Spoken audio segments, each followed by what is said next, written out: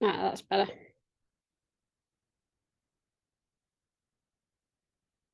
Right, well, thank you for everyone for joining. So like I said at the beginning, I am recording this. I'll probably pause it at the end if we do any questions. So then, you can turn your cameras on and ask questions. But yeah, thank you for joining. So this session, we're looking at weight management, and we're probably looking at it from quite a different perspective to how you may have come across it in the past. And a lot of the going to be talking about a lot of the myths and a lot of the information and the traditional ways we're taught about weight management and how to lose weight actually doesn't really kind of work. So I'm Laura Beadle. Background, I'm a qualified psychotherapist and hypnotherapist with CPHT. I'm also a personal trainer and fitness instructor. So I've got the best of both worlds, I guess. I understand the brain and how the mind works and how that impacts our weight. And I also understand some of the biology that's going on in terms of exercise and nutrition. So yeah, we're going to dive straight into it. I've got a fair bit that I want to cover with you tonight. So yeah, I want to be able to share with you guys as much information as I can. So welcome to the masterclass, and thank you for taking the time out. Just going to briefly talk about what we call the size of the problem, because if you are in a situation where you're trying to manage your weight, and in particular you've sort of been struggling to lose weight, then you are not alone. And that's why I want to share some statistics. They're not to kind of scare anyone off, but it's to make you realize actually you're not alone, and you're probably more in the majority than a minority. And I think sometimes it can feel quite lonely, and it can feel, like you are that you're trying to do it on your own and that you're the only person. But there's a lot of people in similar situations. And yeah, so in particular, this country, we're kind of looking at so this is 2015, so these statistics would have increased since then, that in terms of adults in England, 63% are kind of overweight or classed as obese. And you can see on the slide the split between the men and the women. And you can also see that it applies to children as well. That there's quite some significant data around obesity and being overweight, in particular in the UK. We are sort of struggling with the situation. And it also costs quite a lot of money. So in terms of obesity costs, the wider society costs around 27 billion. And in terms of the NHS, it's 6.1 billion. So it's having quite a significant impact.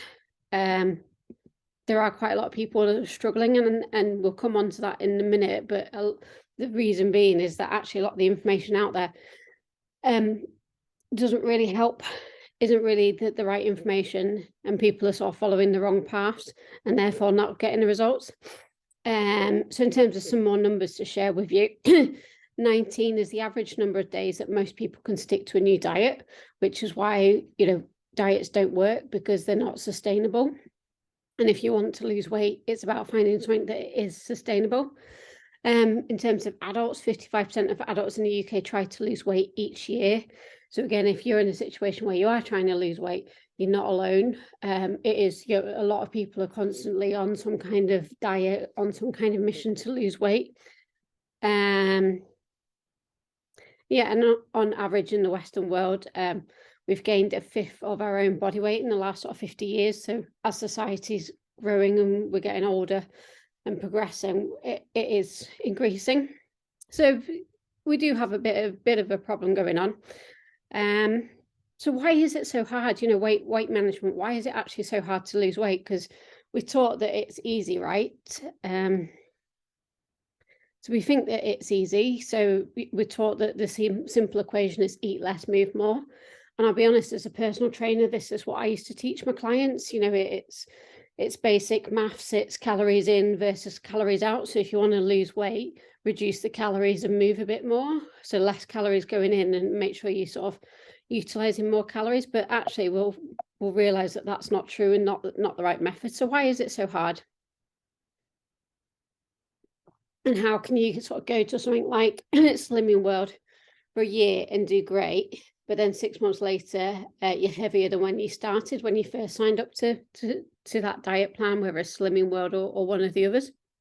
And why is it that you can wake up with such great, strong intentions and be really sort of motivated and determined that today's going to be your day, that you're going to eat healthy, move more, and then by 6 o'clock, 8 o'clock in the evening, you sat on the sofa with a glass of wine and a packet of crisps? And how can you find yourself, sat on the sofa with an empty biscuit packet and you don't even remember actually even going into the cupboard and opening them up? And this is one of the big questions that a lot of people ask is, why have I got no willpower? And actually, the answer is it's not about willpower. Possibly a topic for another day, but if we get time, we'll look at that. But it's not about willpower. And so the answer really is that we're complex creatures. There's the mind and the body, and they're constantly interacting with each other. And when we try and lose weight the traditional way, we're just focusing on the body and we neglect our minds. And actually, this is the take-home point I want you to learn throughout this session, that it starts with the mind first. And so this traditional sort of eat less, move more campaign, it's really not that effective, and it's not that simple. It doesn't work in a long time. And with over 1 billion people classed as obese, then clearly this simple eat less, move more doesn't work, because if it did work, then the numbers wouldn't be so high. And actually, I'm not going to go into lots of the science behind this and what's going on in your body tonight. This is the sort of stuff I cover in some of my sessions in more detail. But there's actually a bit of a cruel hoax going on here, that we think eating less is the answer, so we eat less. And yes, potentially we do lose a little bit of weight in that short term. But what happens is that by doing it through a calorie deficit, we actually decrease our metabolism and we mess up some of our hormones, which ultimately means that we're actually increasing our hunger. And then we regain weight. And actually what happens is we tend to regain weight and gain more than when we first started. So if you've ever been on a diet that's quite a strict diet, calorie deficit diet, you will find that you've probably actually, yes, you think you've done well because you've lost a little bit of weight whilst you're on that diet, but then as soon as you come off it, because it's not sustainable, you put that weight back on, and quite often you put on more, because what's happening is we're damaging our metabolism, messing up some of our hormone signals to our brain, which basically encourages us to eat more. So we regain weight. So it's more than a simple energy in, energy out equation. So we're going to start with the brain. So it all starts with the brain, because our brain controls our behaviors, our emotions, our actions. And especially if you're sat there thinking, yeah, I'm quite an emotional eater, which is one of the reasons why a lot of us do put on weight, because we feel all our emotions in our stomach. And quite often we eat based on our emotions. So we've had a good day, great, let's celebrate, let's have that cake, that chocolate, that glass of wine. Oh, I've had a really bad day. Or I need some comfort food. So we do tend to eat kind of quite emotionally, and the emotions are controlled by our mind, what's going on in the brain. So let's have a little look of what is going on inside the brain. So we've got the prefrontal cortex, and this is the conscious part, it's the intellectual part, and it's the logical part of the brain, and it's the part that we're interacting now as we speak. And this part is attached to the cerebral cortex, which is a vast intellectual resource library, a bit like a computer database. Now, when we're working from this part of the brain, we generally get things right. It will always come up with solutions and answers based on a rational assessment of the situation, and it's generally pretty positive. So when we're working from the intellectual part of our brain, we know what we should be doing for our health in terms of, eating a bit more healthy, moving a bit more, and most importantly, we follow through and we do it. So when we're in this part of the brain, we don't tend to need to kind of snack. We tend to like having those healthy food. We make better food choices and shopping choices. We plan ahead for our meals. We like exercise. We cope well with life. And we're great at juggling things that are not just around food and exercise, but just in general, we're doing better at coping with life and juggling things. And you've probably felt like this before. an example would be in the new year where everyone's feeling, you know, kind of really good, and they, you know, first couple of days they are in that intellectual part of the brain and they're feeling great and they've set their intentions and they're following through. But then as soon as a spanner sort of gets thrown in the works or they have a bit of a bad day, then that's when we kind of move into the primitive brain, which I'm going to talk about in a second, and we find it harder to follow through and actually commit to the things that we said we were going to do. So basically, when we're feeling good, we're feeling brave, motivated, positive, it's a lot easier to stick to our weight loss goals. So to commit, you know, if we said that we're going to eat healthy, we follow through with it. But yeah, so there's two parts of the brain, two parts of the mind, the intellectual part, but then there's also the original primitive part of the brain. And this is the subconscious part. And it's part of the limbic system that runs all our autonomic processes. So things like your heart is beating, you are breathing, etc. And it's the emotional part of the brain. And all it cares about is our safety and survival. So it doesn't care about your goals and your hopes and your dreams and your wants. So it doesn't care that you want to lose weight. It cares about keeping you alive and keeping you safe. And the central, most influential bit of the primitive brain is the amygdala, and you might have heard about it. It's a fight, flight, freeze area of the brain. And it works closely with two other primitive parts, so the hippocampus and the hypothalamus. So the hippocampus stores all our behaviors, and sometimes they can be quite primitive, inappropriate habits and behaviors. And then there's a hypothalamus, which regulates all our chemical responses. So these two are really important as well, because when it comes to our food choices, we are driven by our habits, and 95% of our actions are actually controlled at a minimum of 95%. It could be maybe up to 98% are controlled by our subconscious. So you can consciously wake up on a Monday morning and think, right, this is going to be my week. Today's my day. I'm going to kickstart the new healthy me. But you're doing that in your conscious, and actually all our habits are driven by our subconscious. So what we need to do is use hypnosis to reprogram that subconscious. So we can try and reprogram it a little bit consciously and override some of our thoughts and beliefs that aren't helping us. But what's more effective is when we do hypnosis and we go into trance, and we can basically rewire the brain, reprogram it. So then we are subconsciously following through and committing and following through with habits and behaviors that align to what our goals are. And then the hypothalamus, we're going to talk a little bit about it by going into more detail in some of my sessions, where hypothalamus regulates some of our chemical responses, and a lot of these chemical responses will determine whether you lose weight or gain weight. So again, a lot of the biology that's happening in your body starts with the mind. The take-home point here is that when we're in this primitive part of the mind, we're always pretty negative.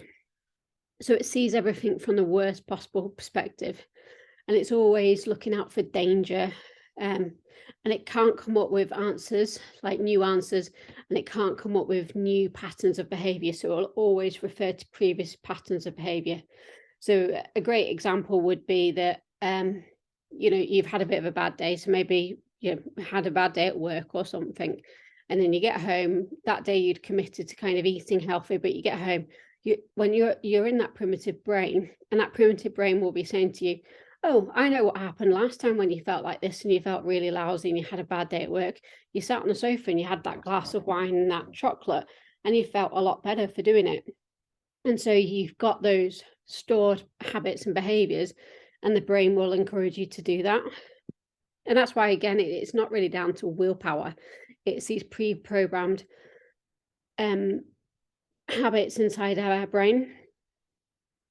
So that's the primitive brain. And when we are in the primitive brain, we always respond with anxiety, depression, or anger, or it can be a combination of all three. And I'll give you an example of how the primitive brain works. So the primitive brain, like I said, it don't really care about your goals, dreams, wants, desires, what you're trying to achieve. It just cares about keeping you alive. So an example would be that you're walking down the street and you bump into a polar bear or a tiger or something. So a big, scary animal. And you move from that intellectual part of the brain straight into that primitive part of your brain, because that amygdala, the fight, flight, freeze response, will quickly take over.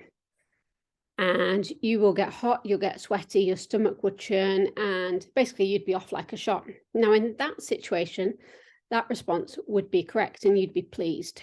But what happens is, in this day and age, we're not walking down the street and faced with things like polar bears and tigers. We don't have to live in caves and go out hunting and gathering, but we still got that primitive brain that's always alert, and it will have the same response as if, based on the things that we face in daily life. So having an argument with somebody, getting that unexpected bill in the post, feeling overwhelmed under pressure, it will trigger that same primitive response.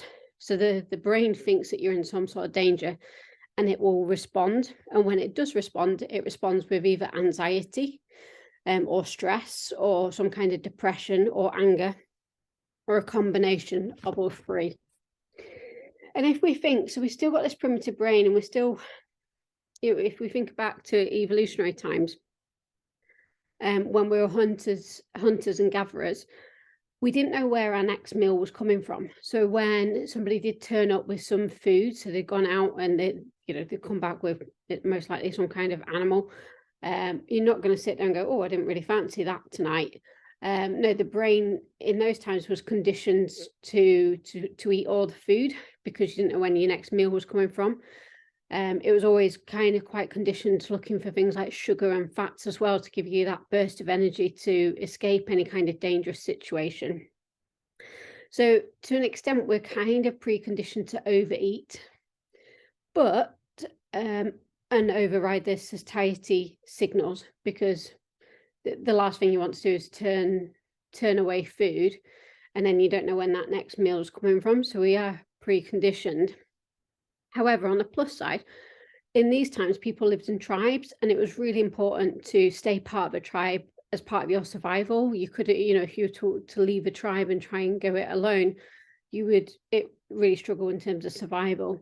So as part of a tribe, we were quite sociable creatures, and we would forego food for another member of the tribe, maybe like a weaker member of the tribe that needed more food on that occasion. So that in our primitive minds, we can actually forego food and allow it to go to somebody else. But we still got a lot of these preconditioned eating habits and ideas going inside our heads that determine how we eat. And evolutionary pressure to inhibit eating, so to conserve food during unanticipated food shortages. So back in these times, the biggest thing that did kill people was starvation. So we could conserve food to anticipate food shortages. A valuable social tool to enable food sharing, so we could also share our food, and follow social norms to eat more than one's fair share. So what actually causes us to move from the intellectual, healthy eating, good decision making part of the brain to the primitive part, that emotional part, the part that does like to snack, that likes big portions, that likes wine, chocolate? So what we have here is a stress bucket. So we all have stress buckets. Now some people have bigger stress buckets than others. So if you have a slightly bigger stress bucket, it means you can probably accommodate a little bit more. Some people have quite small stress buckets. And what happens is our negative thoughts are converted into anxiety, and anxiety goes into the stress bucket. So let's just have a look at what I'm talking about when we talk about negative thinking. So anxiety is created when we move from the intellectual part of the brain, where we feel in control, and that's where we make the sensible food decisions, to the primitive part, and that's where we feel anxious, depressed, or angry, and that's where we can become emotional eaters, or our body is, our primitive mind is panicking about our survival and encouraging you to kind of overeat or to eat sugary, fatty foods. Now, anxiety is caused by negative thinking, and what's key here is it's not necessarily about what is going on around you that makes you anxious. It's the way you think about what is going on around you. And we know that it's our thoughts rather than actually reality, because if it were reality, then everyone who's in the same situation as you would be having the same problems, but we know that that's not true. So it's our thinking about events, and we can't control events. We can't control what is going on around us, but we do get the opportunity to control our thinking about it. But every negative thought we have is converted into anxiety. Now, the mind can't tell the difference between imagination and reality. So even if you're imagining negative thoughts, so if you are thinking about the past and thinking about it in a negative way, or you're negatively forecasting the future, the body and the mind doesn't know what's imagination and what's reality. So it's still classed as negative thinking, still gets converted into anxiety and goes into that stress bucket. And the mind can't tell if you're thinking about the past or the future, whether it's a big problem or a little problem. If it's a problem now, then anxiety will go up. And every negative thought you have is accumulated and stored, and it's stored in this stress bucket that we can see on the screen. And this is actually the hippocampus, which is the emotional primitive part of the brain. So it all goes into here. And when our buckets fill and they start to overfill, that's when we lose intellectual control and we move into that primitive part of the brain. And that's the part that likes to overeat and to indulge in the foods that we're trying to avoid eating lots of.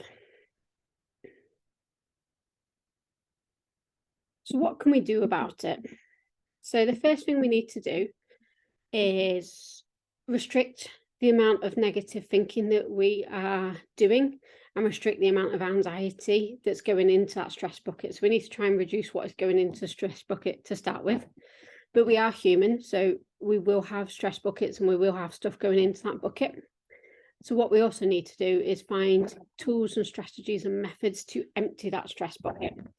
And one of the best things that empties that stress bucket happens during sleep. And it's a special part of the sleep cycle, which is known as REM sleep. And it's the fourth part of your sleep. Now, during REM sleep, what happens is we process the events of the day, and we process them either clearly as they happened or metaphorically. So that's where you feel like you've just had a dream.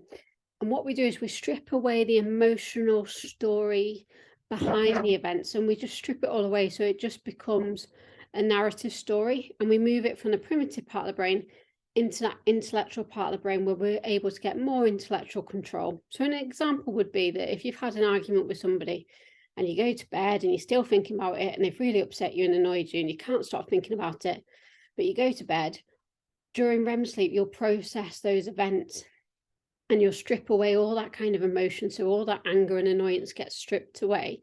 And then it moves into the intellectual part of the brain where it just gets processed as a narrative story, just as a record of different events that took place.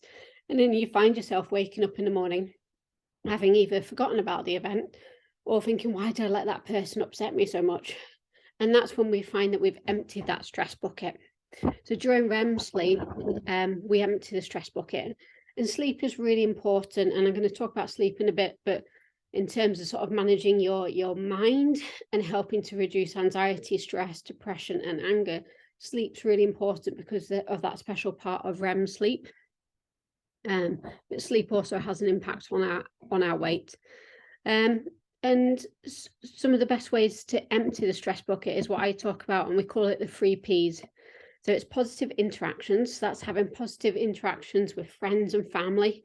And it's making sure that they are positive. So if you are spending time around people that are a bit negative, or when you find yourself coming away, you don't feel great, you feel a bit more like your mood's gone a bit low, that's not positive interaction. So not telling you to no longer be friends with people, but focus on spending more time with people where those interactions are positive and you leave feeling good.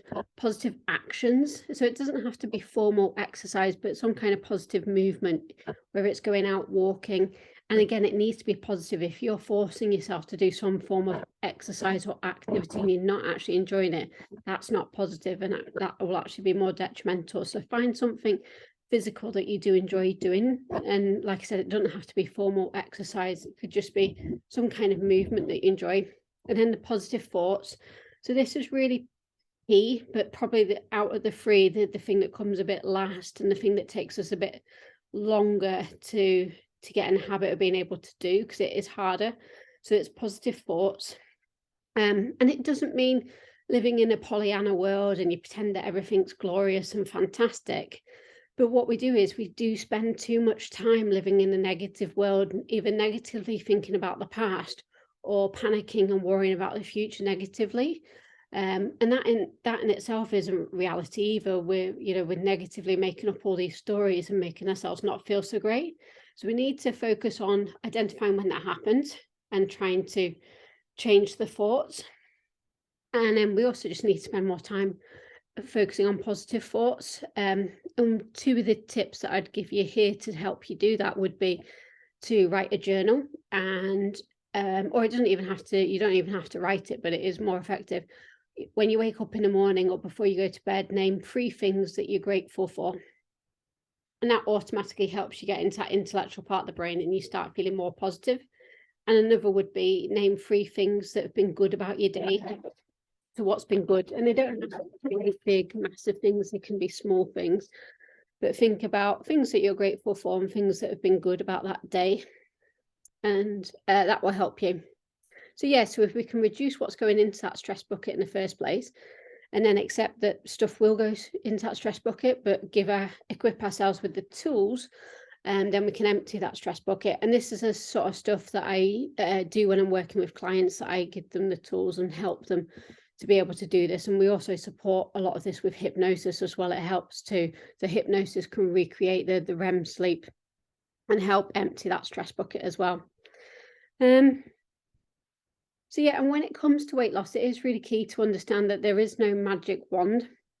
So a lot of people are looking for a magic pill and looking for this perfect diet, perfect fitness program to follow. And that doesn't exist. Everyone's different and different things work for different people. But the magic thing, if you're wanting a magic wand, is to really understand your mind. Firstly, understand how it works, and then be able to collaborate with it, so you get control back of your mind, and it will help you achieve what you're wanting to achieve. And not just in weight loss, it will help you to achieve stuff in other elements of your life. And this is the irony, that a lot of people panic with hypnotherapy and hypnosis because they think it's mind control, and they think that someone's going to take control of their mind and they're going to walk around like a chicken and stuff, because a lot of people, the only thing they've ever seen is stage hypnosis. But actually what hypnotherapy and hypnosis does, it actually gives you control back of your mind. It helps you to rewire your mind and put in the thoughts and the beliefs that you'd rather have inside your mind, and get rid of those unlimiting beliefs and false beliefs that aren't helping you achieve your goals.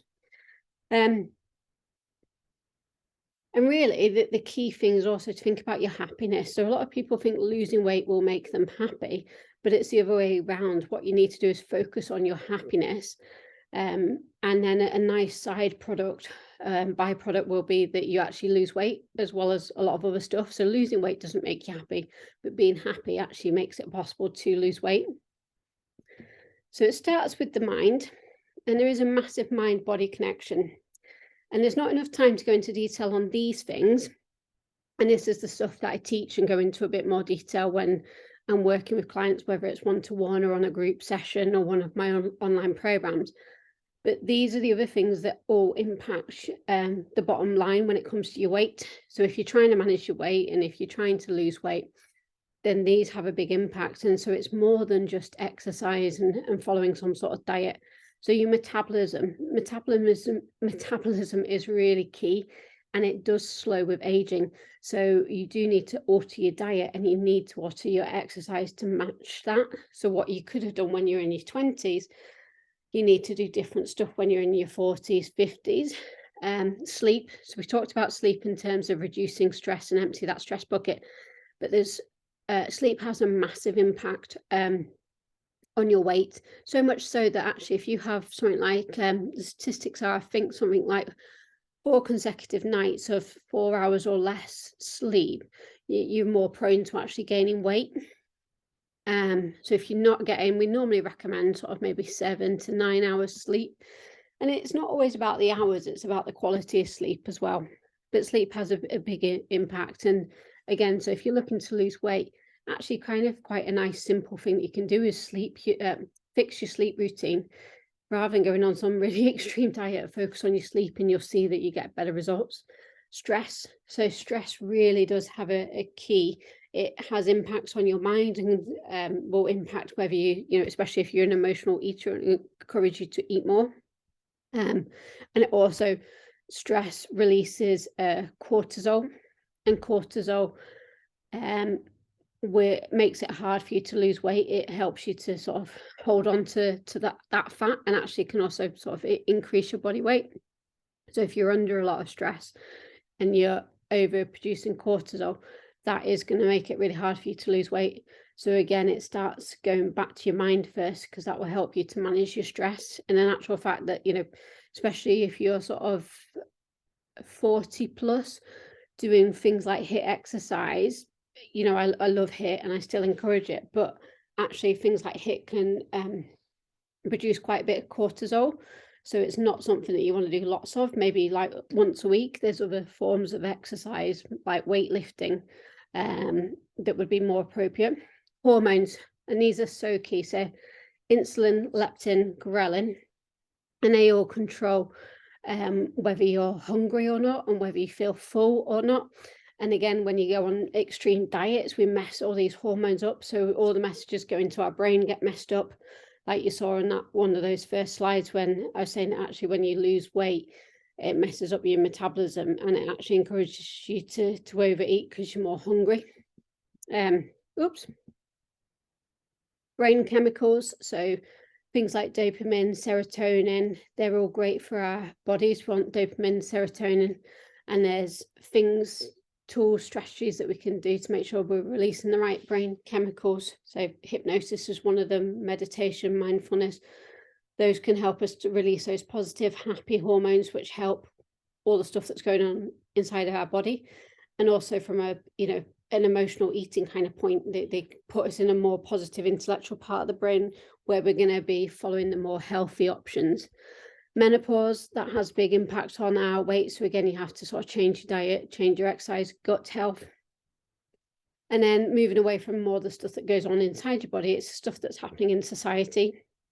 So our behaviors and our habits, and a lot of that's driven by our subconscious, which is why people get upset because they think they're not motivated enough, or they don't have enough willpower. But actually what it is they're just following, you know, behaviors and habits that they've programmed into their minds for a long time. And you have to actually follow certain strategies to be able to fix that. It's not relying on motivation and willpower. And things like your beliefs. So, and some of our beliefs around foods is determined on, you know, based from our family and people that we're around. So even, you know, from a young age, you know, like in this country, we're encouraged to finish all the food on our plate, for example, which probably when you're a child, that's helpful, because you want them to eat their full meal, especially if there's vegetables on that plate. But when you become older as an adult, and we're kind of always encouraged to not leave food behind, not to leave waste. Society, and things like when we go out eating with friends and stuff like that, and even the environments, as statistics show, you know, if you live near like a takeaway shop or something, it's going to be harder to lose weight, because just setting up those environments around you, you're constantly getting those messages about the food.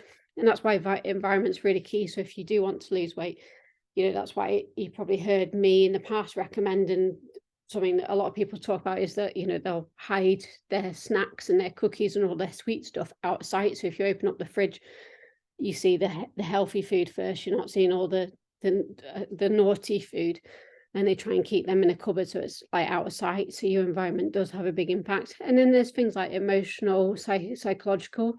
So all the events that are going on in our lives and how we're getting on with life and how in control we feel of our life can have a massive impact on your habits and on your eating habits. So again, it all comes back to the mind, really, because the mind can control all of this stuff. So if you understand your mind and can collaborate with it and work with it, you're going to be able to get all this stuff under control. And so this is a nice take-home message of what you allow inside your mind is as important as what you put inside your body. And I think this is probably, if there's anything that you take away from this session, it is that actually when it comes to weight loss or weight management, it's more important to focus on what you're allowing inside your mind first than what you're allowing inside your body. And this is where society's conditioned us that it's all about focusing on what we're putting inside our body. So trying to find the magic pill, the perfect diet, that kind of stuff, rather than actually focusing on what we're putting inside our mind. So like I said, losing weight won't necessarily make you happy. It doesn't actually make you happy. And that's also something that I work with people on, that it's not just about losing weight, it's about getting confidence back in your body and back in your life. But being happy can actually make you lose weight. It's a nice byproduct. And also you'll see a massive impact in the rest of your life as well, other elements of your life. And then just to talk to you a little bit more about hypnotherapy, because it really can help you on your weight management journey. So it's not something that's done to you. You know, it's something that you need to follow through with, but people can't take control of your mind. It's actually giving you the tools and the strategies to take control back of your mind. So you are making those choices and following through with actions that align to what you want to choose and achieve. And one of the key things that hypnotherapy does is also help people to reduce and cope with their stress and make positive changes in their life.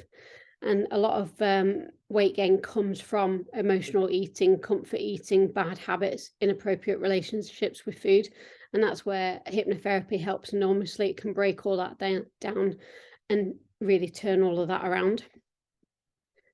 So yeah, having knowledge as to why you continue to repeat patterns of behavior that you know are unhealthy is really powerful. And we've talked about that because a lot of it's stored in that primitive brain. So you're in that primitive brain.